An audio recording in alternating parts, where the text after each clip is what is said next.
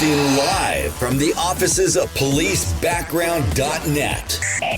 This is the Police Applicant Podcast with your host, Ken Roybal. Hey, welcome everybody to another episode of the Police Applicant Podcast. This is episode 131. And we are very excited about this episode. But first, before we get started, Donovan all the way here from Vegas. Yep. I am all the way from Vegas. It's nice and warm here. I always find it funny how you say Vegas like that. What?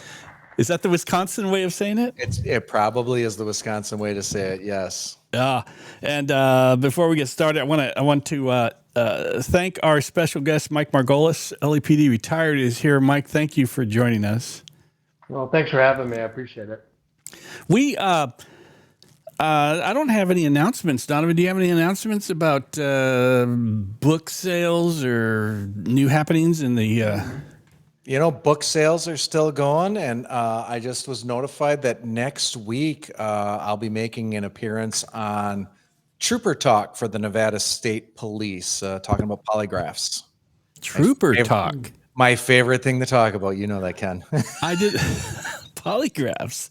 I did not know that that they had it's a podcast. Yeah, I'm happy to say I didn't know that either until I came and asked me today. That's pretty cool. Well, we'll have to have Trooper Talk on the podcast. We should do that. Yeah, we'll get something set up. Well, today this has been something I talked to Donovan about this episode a long time ago. And I just had to get the right person for it. I was kind of putting interest things out there to folks that I knew, and finally got a friend who knew Mike. And the reason that this is so important is something that that has been on my radar for a long time, since probably the last 2 years. And the title of this episode is Police Culture: The Dangers of Alcohol and Substance Abuse. And to preface this, I talked to Mike about this. He knows exactly what I'm talking about. In 1980, I was sitting in an academy classroom at Elysian Park, and this sergeant stands at the front of the class, and he says, "My name is Jack DeCoop Crank, and I'm an alcoholic." In 1980, bunch of fresh-faced academy recruits. We graduated.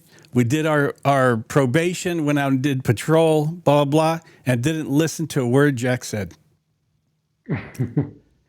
And Mike, Mike and Donovan know what I'm talking about. Mm-hmm. Because I knew Jack, so. Did you? Yeah. Looking back on it, what a great class. And this episode is not, I have some articles and things. It's not an LAPD specific class, but it's something that, a podcast, but I know LAPD and I know they've been in the news and things. So we're going to bring that stuff up. But Donovan and Mike, this is a problem. Donovan did police work in Wisconsin and Washington State. And Mike, you obviously were in LA. I was in LA. And, this flirtatious romance between police officers and alcohol is terrible. I agree. Yep. I agree 100%. And so we want to talk about that. All right. So what we want to do is we want to talk about Mike, introduce you, Mike, to the audience, and tell us about you, how you grew up, how you got into police work, all that kind of stuff. Absolutely. I'm originally from Massachusetts. I grew up small town 20 miles west of Boston, and grew up in a middle-class family, played a lot of sports growing up. Alcohol was a big part of our family, and alcoholism runs in our family, unfortunately. And I dabbled in alcohol as a young teenager. My parents used to have a lot of parties. They used to entertain a lot. And I was tasked with cleaning up after the parties, doing dishes, helping out my parents as part of my allowance. And I remember as a young kid, testing the drinks when people left. They would leave a half a drink, whatever. I'd sip it. I was curious whether it was a mixed cocktail, an old fashioned, or a beer. I'd sip it. And this is my earliest memory of consumption of alcohol. Um, as I got older, I got more involved with alcohol with my friends. I played ice hockey for most of my life, starting at age 8, organized ice hockey. And I remember going out after games and we'd get somebody to buy us a case of beer or whatever. And 15, 16, 17 years old, drinking a lot of beer and getting drunk. And so that's how it started, I think. It started with, beer, and it started with weekend partying and stuff like that.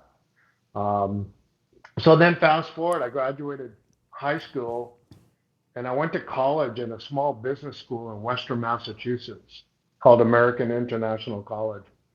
And I started out as a business major, and I subsequently switched to criminal justice. And I found that, you know what? I really liked criminal justice. I thought it was interesting. I also took sociology. So I graduated from a 4-year college with a criminal justice degree with a minor in sociology. And I did really well. I did horrible in the business school, and I had to switch my major at the beginning to criminal justice. But it was a godsend because I ate it up. I thought it was cool, and I realized by going through the school of criminal justice that I can make a living after I graduate in some aspect of criminal justice. So getting back to college, the drinking, the partying, it escalated.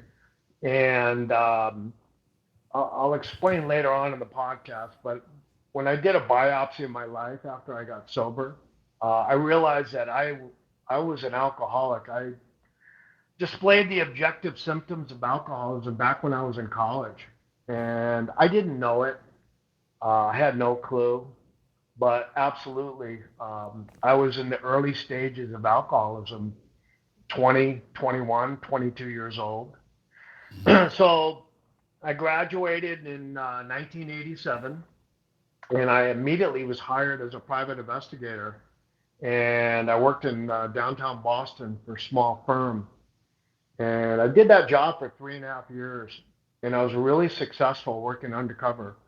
And I was involved with some sting operations, narcotic operations with the Massachusetts State Police Undercover Narcotics Unit.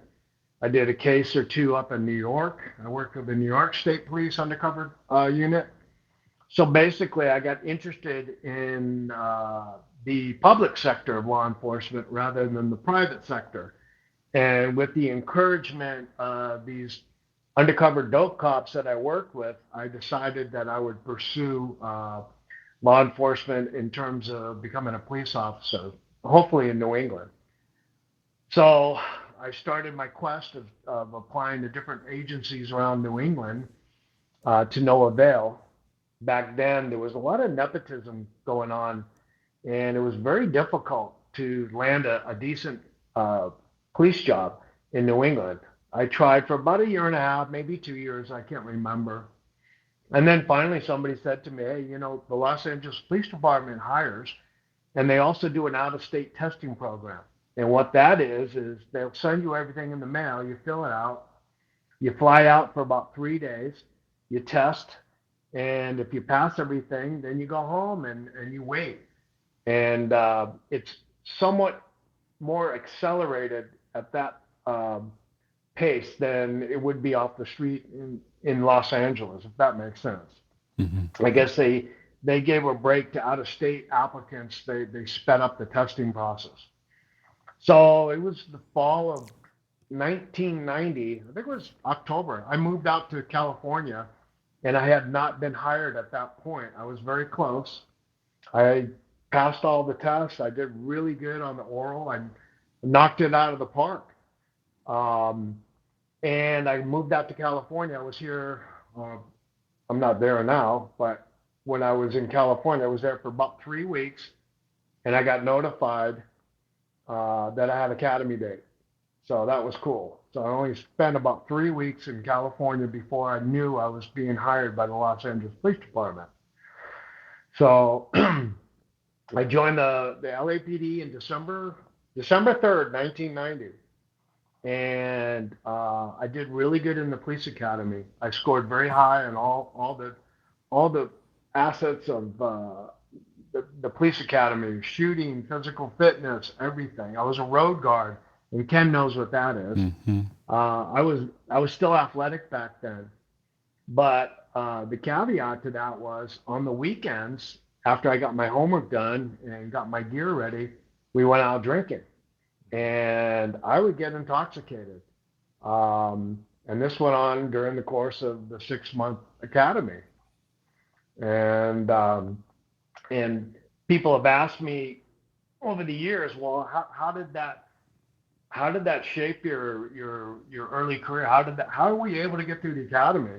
You know, with an alcohol problem, as you say you had. I'll tell you, it was more binge drinking at that point in time. I was very young. I was very athletic. So I would be able to recover really quickly. That's how I got through it. And so I graduated. Excuse me. I started my rookie year in Newton Division, which is South LA, as you know, Ken. Mm-hmm. And I loved it. I absolutely loved the job. I would have done it for free. On the weekends, I couldn't wait to get back to work because I just ate it up. I just couldn't believe I was doing this job and they were paying me, and I'm learning quickly, and I'm doing all the stuff that you do as a South End copper, and just loving it. I made a fatal mistake. I went out drinking one early morning, and I got in some trouble. This is in 1992, the beginning of 1992, and it cost me a 22-day suspension way back then. And I don't need to go into the complaint, but I'm here to tell you that that 22-day suspension that I took in 1992 was a direct result of consuming alcohol and getting intoxicated. Mm-hmm. So what I'm telling you guys is that back in 1992, I was already struggling with the alcohol issue, and I had no clue that I was an alcoholic. Just to jump forward for a bit, and I'll get into some other stuff, but I got sober May 5th, 2001. So you can see back in 1992 to what was going on, what was the beginnings of my drinking career, so to speak, as it related to my law enforcement career. Already having major problems, suspensions, and I was a brand new cop. So, and you were questions? You were an alcoholic before you came on the job. Yes. And how old were you when I joined the LAPD? Yeah. 26 years old. So did you know at 26 years old, you're applying to be a police officer, did you know that you had an alcohol problem, or did you just blow it off? Nope. I had no clue. I knew that I liked to party, and I knew I liked to drink, but I was clueless as to what was going on with me in terms of the alcohol issue. Had no idea. And Donovan, this falls in line with most of the stuff that I knew when you get out of the academy at a very young age. I remember getting off probation, and what we did was I must have been working morning watch or something, which is graveyard. And the following morning, went and got a case of beer, and all the training officers and everybody was on the rooftop of the old Sears building. We were drinking, and that was the thing. Was it the same in the departments that you were with, where there was just drinking was part of the culture? It was. I mean, departments I was at, working the afternoon shift or graveyard shift. Once you were done, someone was getting together somewhere, either in the parking lot. We were meeting at someone's house or something for for drinks after shift. That was just common practice. And You know, it was scary. Mike, yeah. I mean, we didn't know it back then. We were young. I was 22 when I started. Yep. Mike, is this baked in to the police culture? Absolutely. Absolutely. When I was going through probation, yeah, I got sucked into it, and I think it was a trust issue. If you're asked to go out drinking and you turn that down, I think they would look at you like, well, why not? What? You're too good to go out drinking with us? We're not asking you to get drunk. Just come on out and have a cold beer. We, chop it up with the guys. But knowing me, I went out and I got intoxicated. I could drink a lot back then. I could hold a lot of alcohol, so that I was able to hang with the boys early on, and so I fit right in like a glove back then when it came to the drinking issue. There is an article that I wanted to bring up. It's from a website called Alcohol Help. I don't know if you're familiar with it. This is some stats on alcoholism and where is it? Don't let me. So it's estimated that over 33% of police binge drank in the last month, whatever when this article is, and the largest age of binge drinkers is 25-35. The average age of male police officers is 39. The average age of female police officers is 38. Most law enforcement agencies require 21 to join, and a lot of this drinking has to do with in the ages that you are at the time, usually in the 30s, where this starts coming to light and everything. And surprisingly, women are not too far from men when it comes to this drinking issue. So it's not just a male issue. Absolutely. Unfortunately for women, what I learned later on, women suffer more than men in terms of the alcoholism. It's the biology of the female. I don't know if it's hormones or exactly what. It's the chemistry of a female body. They tend to absorb more alcohol when they consume it than a male. So what that means is they could drink 6 beers and the guy next to him or her can drink the same amount of liquor, and she may be more intoxicated because her body absorbed more of the alcohol. And over time, they'll do more internal damage to themselves, not knowingly. That makes sense. Yep. Yeah.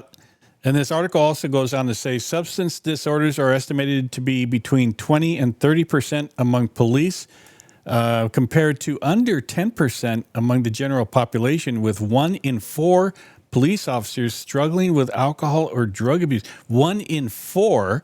Alcoholism, according to a 2010 study by the National Institute of Alcohol Abuse and Alcoholism, 16% of female officers and 11% of male officers showed at-risk alcohol use. 16% versus 11%. Right. Oh, I think that's accurate. Absolutely. It's the culture. And when you said substance abuse, you're talking narcotics. Obviously, if you're a police officer and you're caught using illicit narcotics, you'd be terminated right away. What I saw when I was on the job and working our behavioral science services unit later on in my career, a lot of employees get hooked on prescription medication. It's not uncommon, let's put it that way. And how does that start? Well, they have an on-duty injury, maybe have a surgery, get prescribed hydrocodone or some type of pain medication, narcotic, and they abuse it. And then it becomes habit forming, and it creates a plethora of issues. I've seen it. I've counseled officers, male and female, that have problems with prescription medication.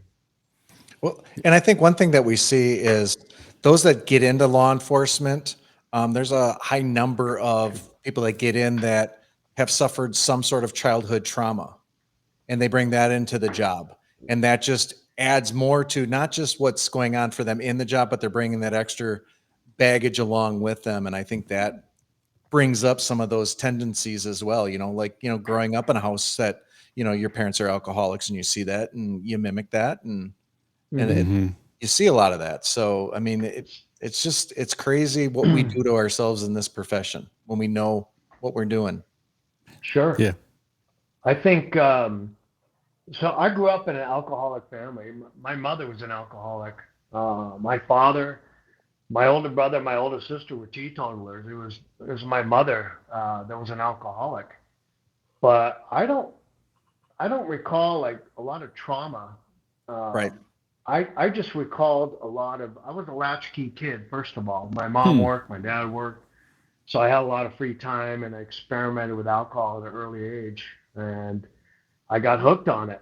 And I had a really good childhood growing up. I don't Hmm. remember too many traumatic events. There was some issues later on with my mom and my father related to alcoholism, but basically I had a really good childhood. Right. I didn't need for anything. I just like to party. I like to drink alcohol with my friends as I got older, and that's what happened to me. Yeah. Um, Yeah. When I was growing, I grew up in an alcoholic family as well. And Donovan, I don't know if you have this story about when you were a young cop or anything, but my father, my uncle, my uncles, my sister, were all alcoholics, and it felt like it was in the blood. And so when I became older, I started drinking. I was about 16, 17 years old. Used to chug down beers, Annie Green Springs wine, Boone's Farm wine, and all this kind of stuff. And I would drink to get drunk as a teenager. I tried so hard to follow the family line and become an alcoholic, but God said no. Even as hard as I tried to be an alcoholic, it just didn't happen. So when I had kids, I was in my mid 20s or something like that, and I said I can't do this anymore. But I just couldn't keep drinking just to get drunk. A lot of people are surprised when Ken, you used to drink like that. And I go, yeah, I used to drink like that. But the thing for me is I didn't drink because it was fun. The sole purpose of me drinking was to get drunk. Hmm. And Donovan, I don't know if you, growing up, had any problems like that. Well, growing up in Wisconsin, I mean, drinking is just, I mean, that's what you do. I mean, Sunday at church, after church, everyone goes over to the pastor's house to get drunk. And I mean, and people are, it blew my mind that kids couldn't be in bars when I moved outside of Wisconsin, because I remember at, 3, 4 years old sitting at the bar. Now I had a Shirley Temple, but I'm watching all my relatives around me getting Mm-hmm. drunk. And you see that all the time. Where, once I mean, I did my drinking in high school. I did a little bit in college, but I just saw everyone acting stupid, and drunks just irritated me so much. I'm like, I just don't want to, I don't want to get involved in that. Yeah. I found other things I got addicted to that, aren't the best for you, but I was able to stay away from the alcohol, thankfully. Yeah. I remember my parents were divorced when I was, I think, 3 or something like that. But I remember when my dad had us, Mhm. I remember sitting in a bar in the back of the bar on some Saturday, Sunday morning. And the three of us, me, my brother, and my sister, were doing whatever we were doing. We didn't have internet or anything, so we must have been playing whatever, just goofing off there. But we would sit there in the back in the corner of the bar and just wait for my dad to get done drinking. And then we would go do whatever. So it was very much growing up for me. I Mhm. didn't think twice about it. So when I became a police officer, Mike, it just kind of moved into another phase of my life. But it was even on supercharged because now I'm a right, cop and I get to Mhm. right. drink. And I'm, like you said, hey, be one of the guys, man. You know, Well, back in my teenage years, access was an obstacle that I overcame. I had a fake ID. I went out and got a fake ID when I was 16 that said I was 23. oh my. So I was like a rock star when I went to a high school party. Everybody would hit me up to buy liquor, and that gave me early access to copious amounts of liquor. Not good, especially as a teenager, and you're still developing, including your brain and all that. So I was well on my way to alcoholism long before I hit the LAPD. So you join LAPD, you're 2 years in, you get in trouble. Yep. And then tell us about your career path after that, all your assignments and everything. So I did probation at Newton, and I did really well. I completed probation at Newton. I got wheeled to West LA of all places, and what a difference that was. Going from the south end of Los Angeles up to West LA, Brentwood, Pacific Palisades area. But I worked there. I worked patrol, and then I worked the school car. And I was up there for about 4 years, and I was peripherally involved with the O.J. Simpson case. I was working the school car at West LA, so I was up on the second floor working detectives when that murder happened. So I was involved in some of that stuff, and I remember it very well. Anyway, I left West LA, I think maybe 1995. I went down to Harbor Division, all the way down in the southernmost division of LAPD. I was working patrol there, and one of the narco detectives came out and asked if I wanted to do a loan to narcotics. And I said, absolutely. So I went on loan to narcotics. And then about a year or so later, I got a permanent position. It was called FES, Field Enforcement Section, and out of narcotics division.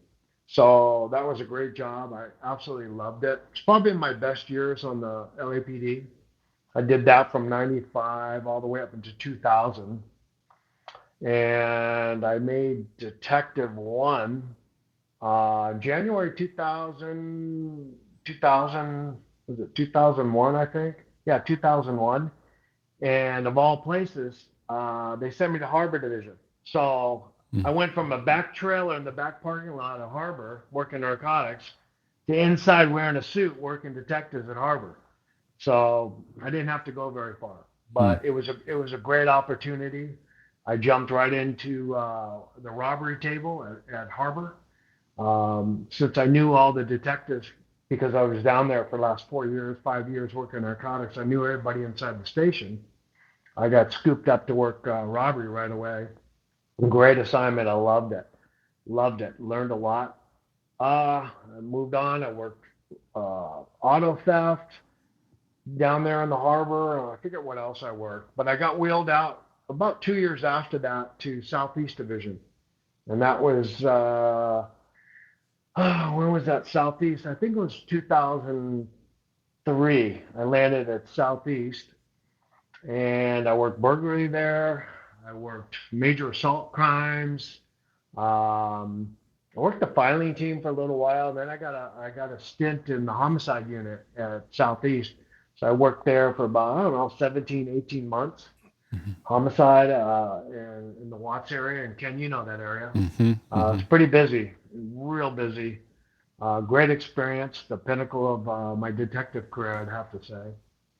And then I went on loan to Internal Affairs for a couple of DPs. And then I went back down to the harbor. Went down there for about a year working detectives.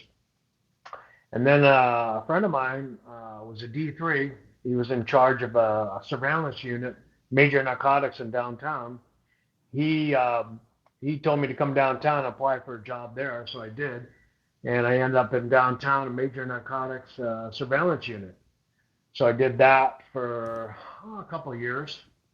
And then I made D2, Detective 2, which is supervisor detective, back in West LA, of all places, working narcotics again. So I lasted there about 3 years working detectives, narcotics as a D2. And then finally, my last assignment from West LA Narcotics as a D2 was into the addiction prevention unit and behavioral science services. So I got asked to work that job. I got a phone call from the sergeant that was working there, a great guy. This guy, Dan, he asked me, hey, I could really use you here. You got a lot to offer. You've been helping guys over the years, and your name's got out there as somebody who's been sober for a long time, and you got a good message. So I thought about it for a while, Ken and Donovan. I was like, do I really want to be the poster child for alcoholic for LAPD? Do I really want to out myself and go around the city and talk about, alcoholism? And I just figured, you know what? I do have a lot to offer, and I can help people on a global scale in terms of the LAPD. And I wanted to pay it forward. Some people did some really good things for me back in the day. Like I said, I got sober May 5th, 2001. And so now when I got into the addiction prevention unit, we're looking at 2011. So I figured I'm going to pay it forward. I'm going to work this job and see what happens. So I went over there in 2011, and I ended up spending the rest of my career there, 9 years. And I retired out of there in January of 2021. So that put me at 9 years in the addiction prevention unit for LAPD, which is housed under the Behavioral Science Services section. And that's where all the police psychologists work. And I worked for the chief police psychologist of the LAPD for the last 9 years of my career. And during that assignment, my boss sent me to La Jolla Marymount School, and I got a certificate in drug and alcohol counseling from La Jolla Marymount through their extension program. And that was to professionalize my background and education as it relates to counseling employees with drug and alcohol issues, coupled with my own personal experience. So I did that. It was about a 17-month program. I went to, I think, 9 classes, and I completed the program, and I took the state board and became a state certified drug and alcohol counselor. So here I am sitting in BSS, as we call it, Behavioral Science Services, recovering alcoholic. I've been sober for quite a while, and now I have a drug and alcohol certificate behind me. And I'm going around the entire department. I'm doing roll calls. I'm doing training days. I'm doing all kinds of different events, and I'm wearing my uniform, and I'm outing myself, and just what Jack DeCoupe Crank did back in 1980. So I was doing that and helping coppers and our civilian employees as well. We had about, I think back then it was like 2,800 civilian employees that were able to come and have services through APU, as we call it, Addiction Prevention Unit.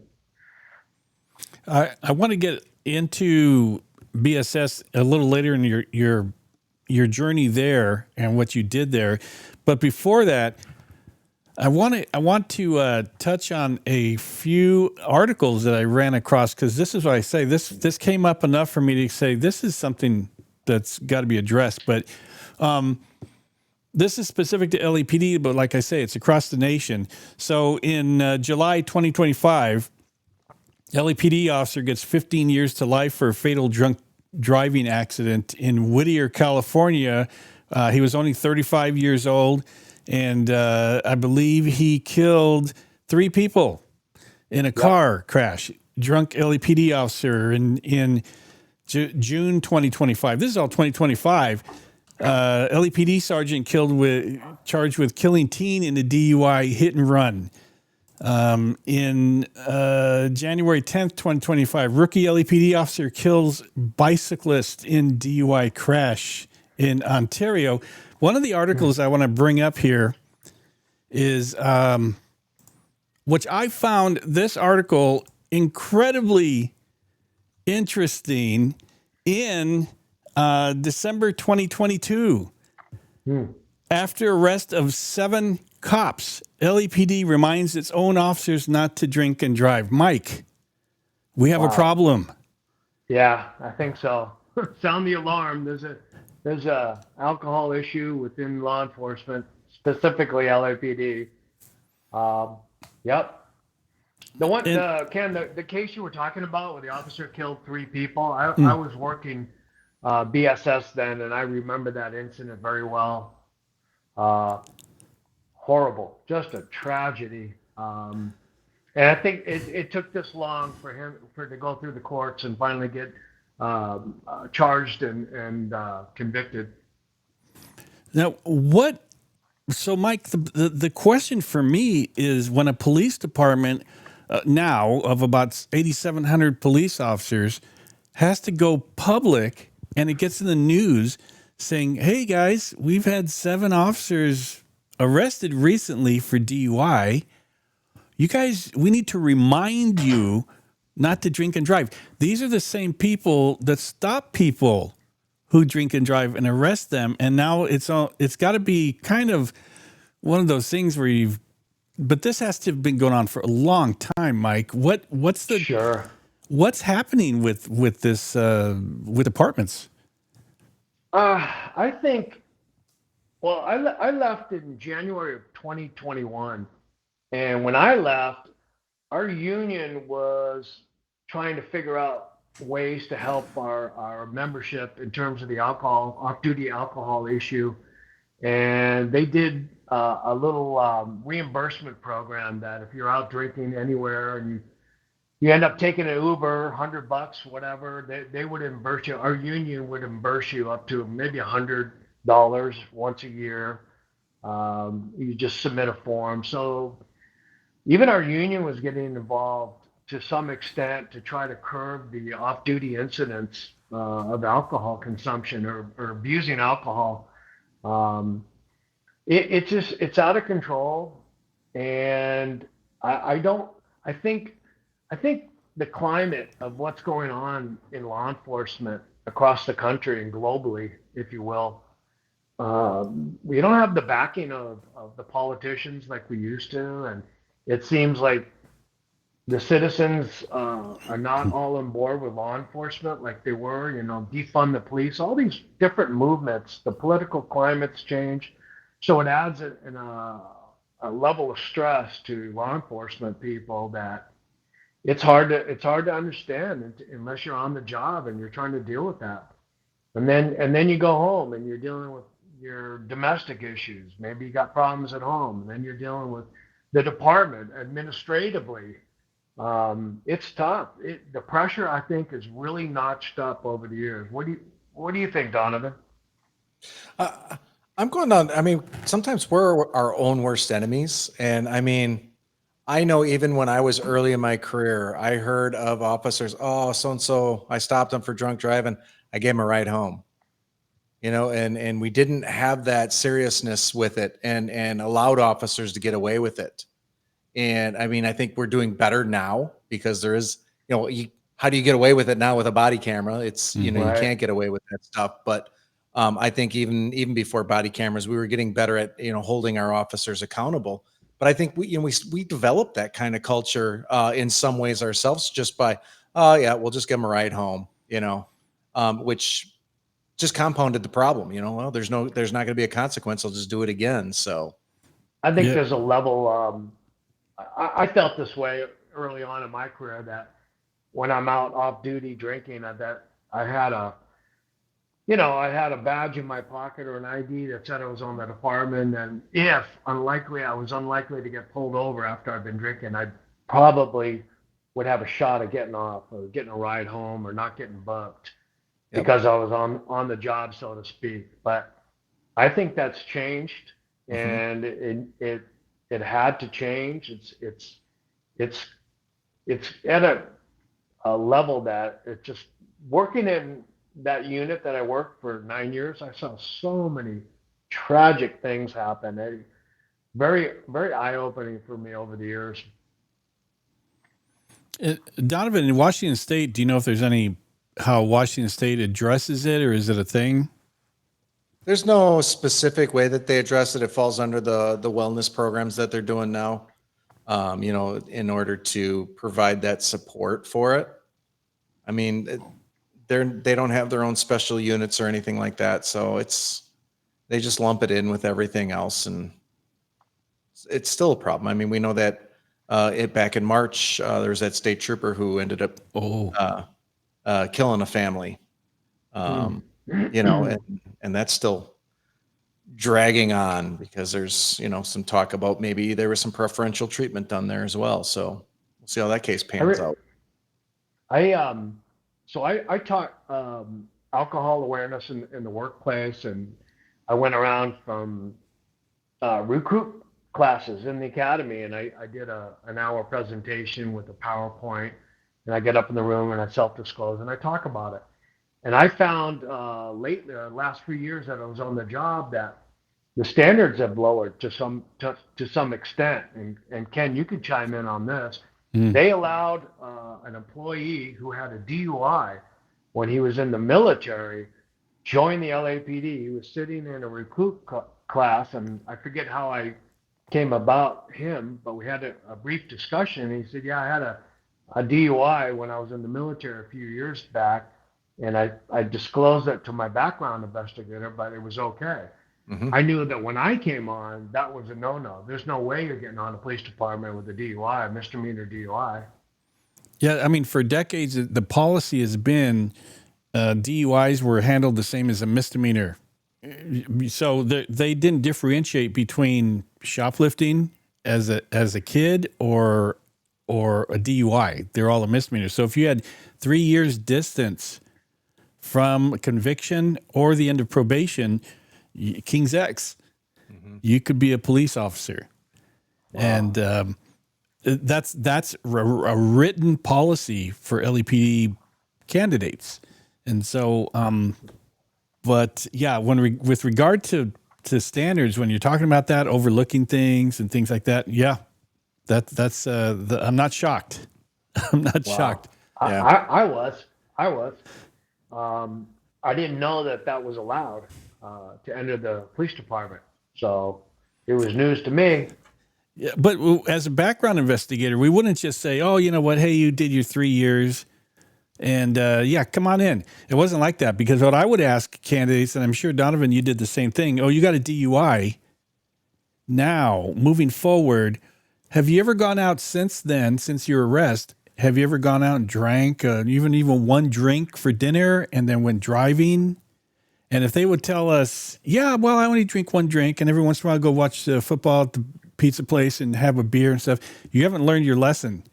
You're not supposed to drink when you're going out and get behind the wheel, period. And we would DQ people because obviously the arrest did not help them.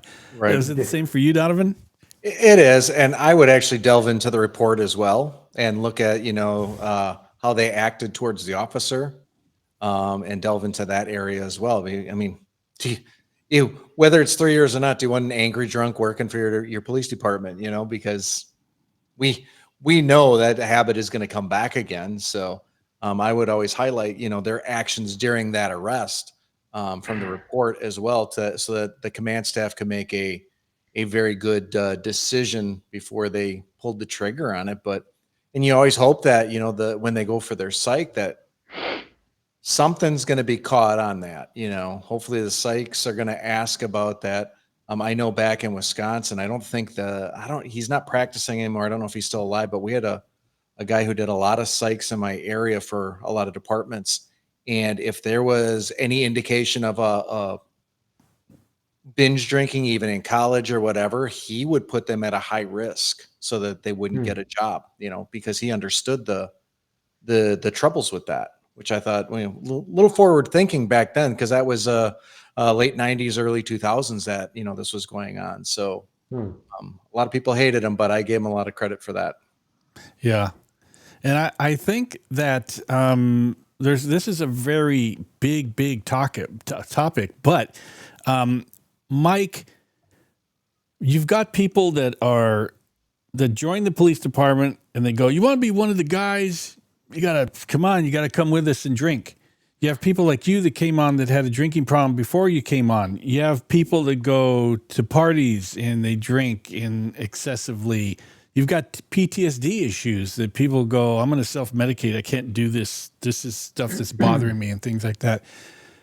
What is there one or more common denominator with police officers drinking and getting in trouble?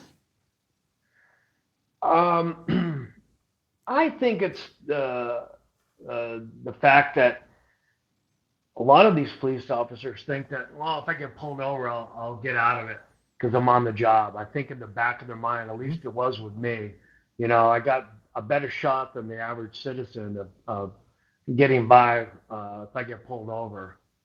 Um, and I just think that I think it's police and fire, the fire service, the culture is it's just embedded. You know, the old term choir practice. Mhm. Yep. Yeah. Um, it's just part of it. And boy, did I personally, I fit in like a glove. I said, this is great. You know, I can drink with the best of them. I love my job, and there's no issues here. But yeah, the common denominator is I think that, you know what, I'm on the job. I'll probably get off. It's just too.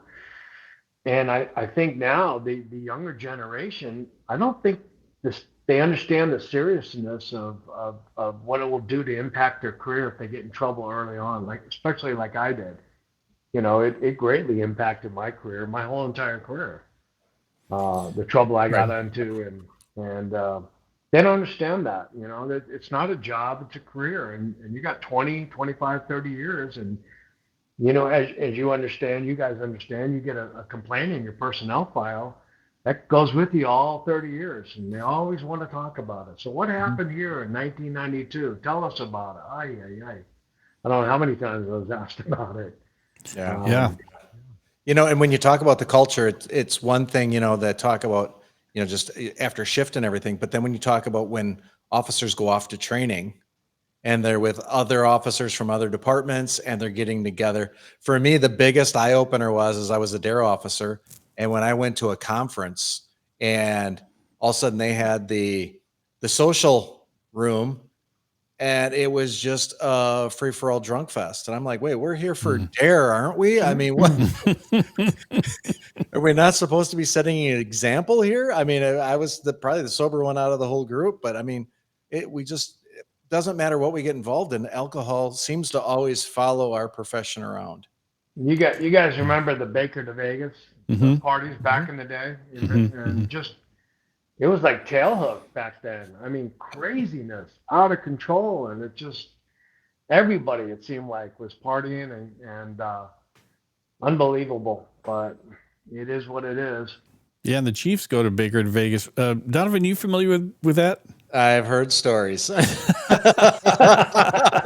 It's kind of iconic. Yeah. And you know, Mike, one of the eye openers for me was as a young copper. I remember working patrol one night with an officer. I'd never worked with him before, and I don't even know how they got in the conversation. But it turns out he's working patrol with me.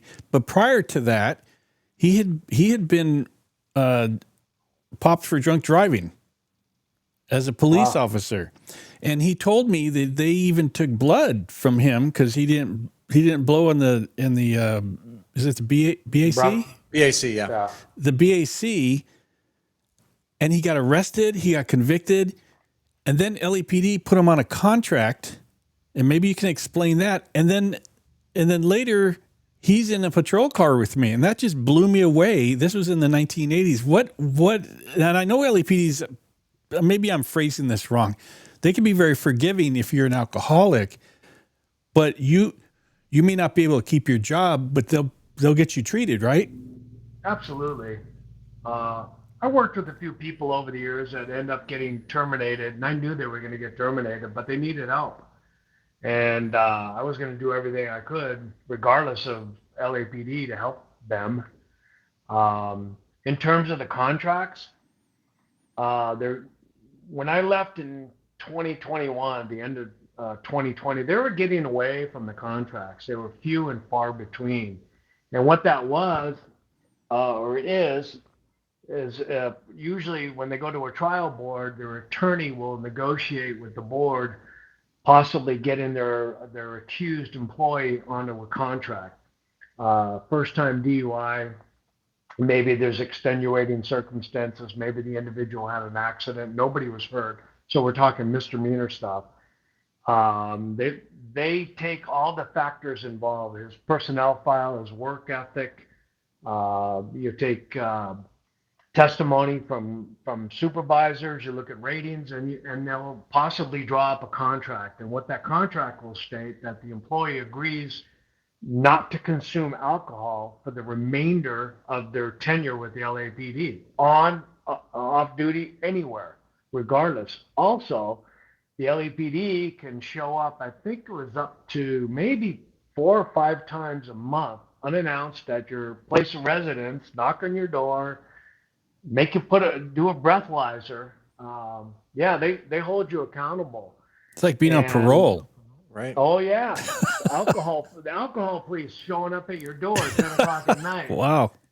Don't laugh. I've seen guys get popped doing that. I worked with a young individual that was a full-blown alcoholic, and he rolled the dice, and he was drinking at home, and guess what? Sergeant called him from down the street. Hey, I'm down at the gas station down the street. I'm coming to your house in 10 minutes. You need to blow in the breathalyzer.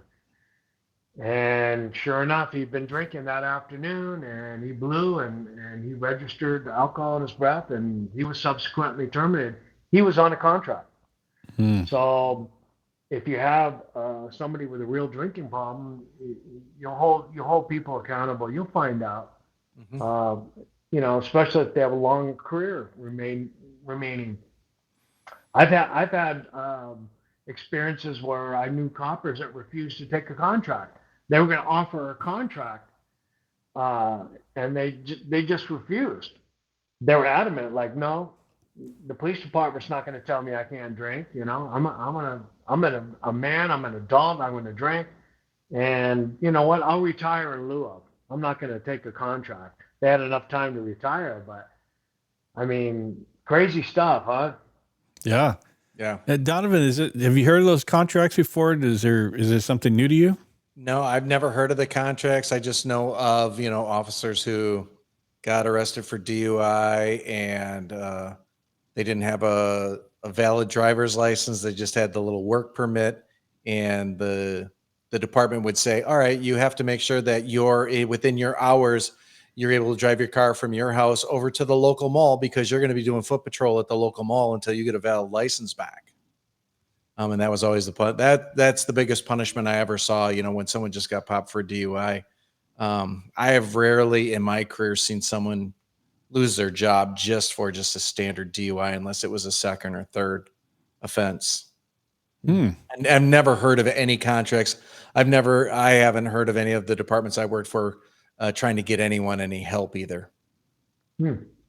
Interesting. That's I remember I talked to one officer who lost his job because he had a cocaine addiction from an on-duty drug seizure, and he told me that LAPD will fire you, but they'll get you help.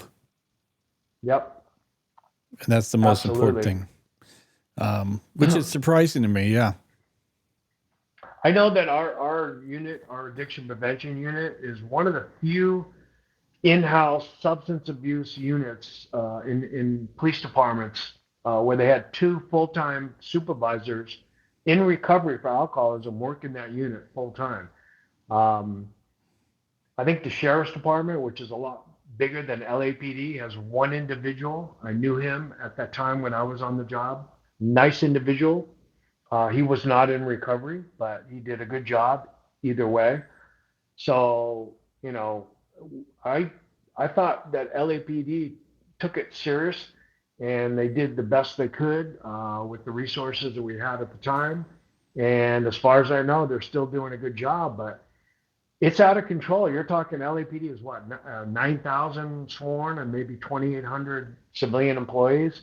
And right now, my predecessor is 1 person. It's not even 2 people anymore. I guess they're trying to hire another individual, but there's 1 sworn employee for the LAPD right now working my old job at the addiction prevention unit for 9,000 employees and 2,800 civilian employees. That's crazy. Yeah. And you got to understand one of the tasks that I was had to do was anybody that got an off-duty DUI, whether it was sworn or civilian employee, had to go through BSS. They had to meet with the psychologist, and then the psychologist would direct them down the end of the hall, meet with the APU counselor, me or my partner at the time. So I talked with everybody that got in trouble off duty for DUI. And I remember I kept statistics too for all these years, every month. One month we had, I think, 33, 34 DUIs in 1 month, off duty DUIs. That was just 1 month. So, yeah, it's out of control. And it puts a black eye on the LAPD. You know, people are wondering what's going on. Why can't these officers maintain their composure off duty? You know, they're supposed to be they're held to a higher standard on or off duty. You know this, you guys, and these guys are getting in trouble, and it's making the department look bad. You know, Yeah. especially when they have tragedies when people get killed. So, Mike, you said you and your partner, you were both in recovery, doing the job, and then Sheriff's Department, they have one now who isn't in recovery. What not an alcoholic or well, however you say it. But do you think it's important that you have someone who is in recovery, being that contact for those officers who are going through that? Do you think it holds more clout coming from someone in your position rather than someone who's never experienced it? I do. So I left in January of 2021. I'm not sure if that individual for the LA County Sheriffs is still working that unit. He may have retired. I don't know, but I think it's huge that myself being in recovery, and I'll tell you why. Because when I counseled somebody, and most of the people that came through my office that I counseled with the door closed, most of the people made bad decisions, okay, or they were binge drinking and they made a bad decision and something happened.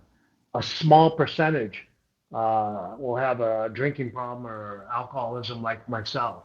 But what is amazing that I found is when I get them one-on-one and I self-disclose and I tell them a little bit about my history, I get immediate buy-in because I'm sworn. I've been on the job so many years. I know a lot of people on the LAPD. They just met with a police psychologist, and there's a little level of distrust with the psychologist at BSS because they're civilians. They come down the hall and they're talking to me, and I'm talking the cop talk and all that, and I'm talking about my personal story, and I get buy-in right away. They feel comfortable. They want to talk to me. You know, whether or not they need help or not, that's a different issue. But I immediately get buy-in because I'm in recovery and I'm a sworn member of the department. Were you ever surprised at at how big the problem was when you got help and you started getting into helping people? Was there ever a shock factor? You go, this is bigger than even I thought. Oh, absolutely. I helped a handful of people over the years prior to going into the APU unit. And I remember when I first got into that unit and I was looking at the statistics and the people coming through our office, I was like shocked. I had no idea that the alcohol problem was so prevalent in the LAPD. Just shook my head going, wow.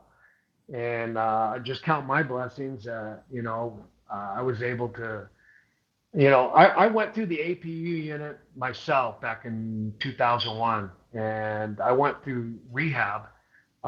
Thank God the LAPD has such great resources. I went through 30 days of treatment at Betty Ford, and the LAPD resources paid for it, and it saved my life, and I haven't had a drink since, and I'm able to pay it forward to a lot of these individuals, and I'm able to get through to them. I tell them, hey, I did the work, but the benefit of doing the work and not drinking, especially while you're on the LAPD, is huge because we're all trying to get that pension at the end of our careers and take care of our families and our kids, put our kids through college.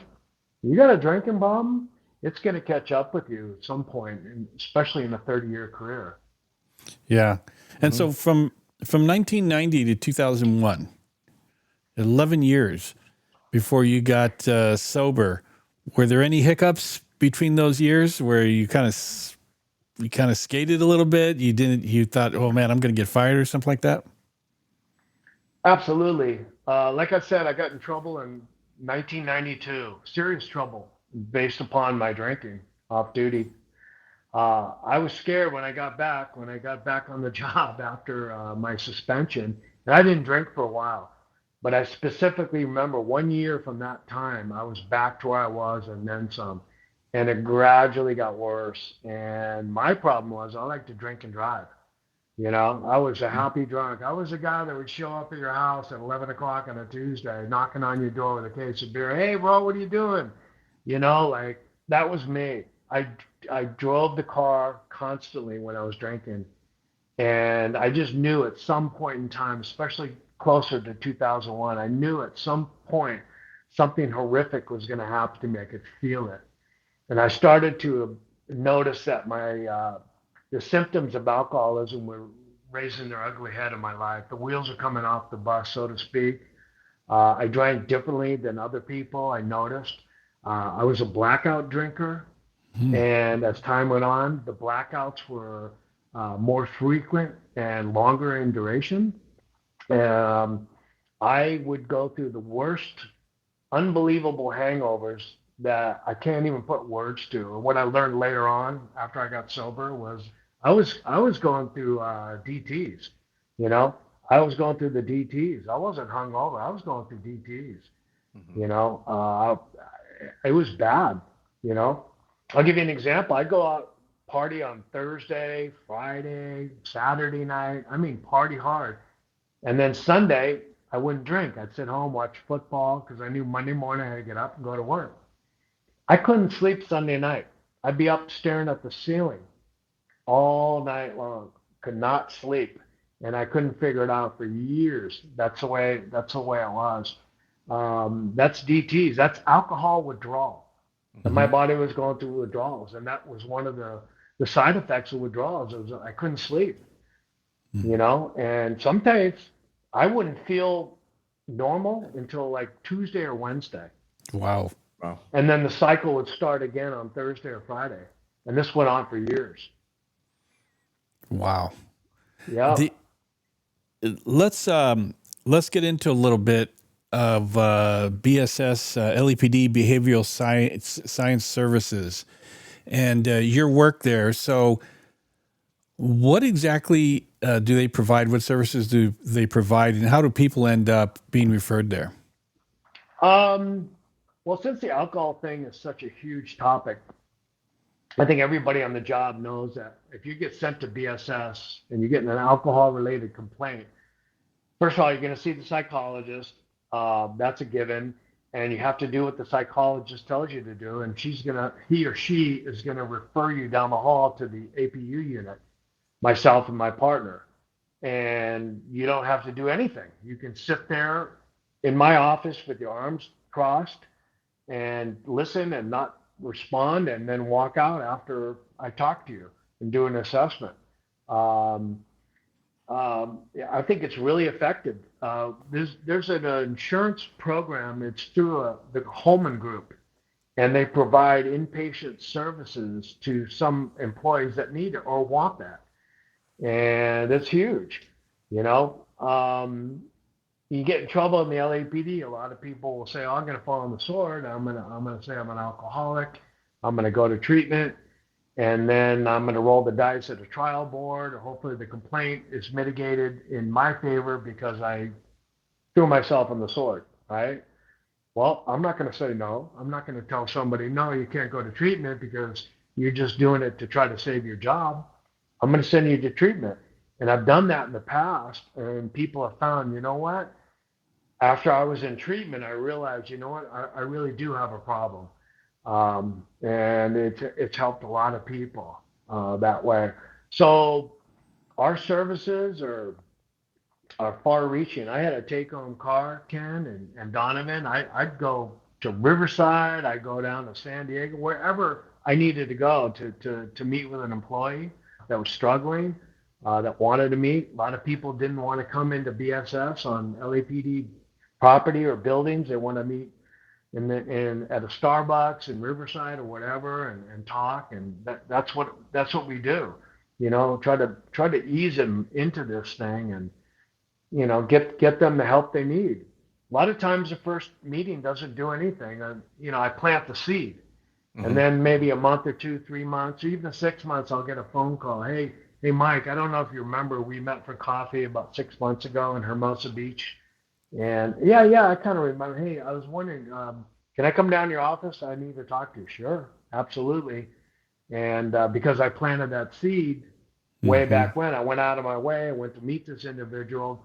Now they realize 6 months has gone by. They need help, and they're ready to do it. And so I gavel them up, and I make the calls, and I do all the logistics, and I deal with the department wherever they're working. I call their commanding officer, and they know what I do and what I provide, and I say, hey, I'm working with the officer's permission, obviously. I'm working with your employee. He's going to be out of pocket for 30 days. You can contact me, and I'll let you know when the employee is going to be suitable to come back to work, and this and that. So we do this. We manage employees with substance abuse issues. It's also not just. Let me just say one last thing. It's also not just substance abuse. I had a handful of people that were dealing with what they called process addiction. Somebody has a gambling problem. That's a problem. Gambling usually goes hand in hand with alcohol. Also, sex addiction. I've dealt with a few people that had a sex addiction. I'm not capable to counsel somebody on that, but I know where I could send them and get them the help, and that's part of our job in the APU unit. Find these people the help they need. I mean, where are they going to go, Ken? I mean, you know the LAPD. You're going to go to your watch command and say, I have a sex addiction? What? They're going to go, are you crazy? You know, it doesn't work like that. But you come down to my office, I'll take it seriously. I'll find where to send you. I don't care if it's out of state. You're going to get the help you need, and save your job and your family, whatever. Yeah, you know, and you talk about LAPD having the BSS, which is great for a big department. But when you talk about smaller departments around the country, have you had any interactions with any of the other groups that are out there that help the emergency services personnel like Deer Hollow and all those? I mean, are those quality programs out there as well? I don't know, Donovan, the program you're talking about, but I remember years ago when I was working, I came out to Vegas. No, I didn't come out here to Las Vegas. I had a couple of Las Vegas guys that were working the wellness unit. I think it was they had lunch with us one day, and we just swapped information and stories. So I think there was a couple of guys working the wellness unit trying to model what we were doing in LA to help coppers in Las Vegas Metro with issues. Right. So, but as other agencies, I never heard from any other agencies really. Maybe once in a while I get a phone call to get some information, but I mean, you're talking thousands, especially in California, thousands of small agencies, and they don't have the resources that the LAPD does, or LA County Sheriff's. Right. And Mike, is alcoholism an ADA issue? Yes, absolutely.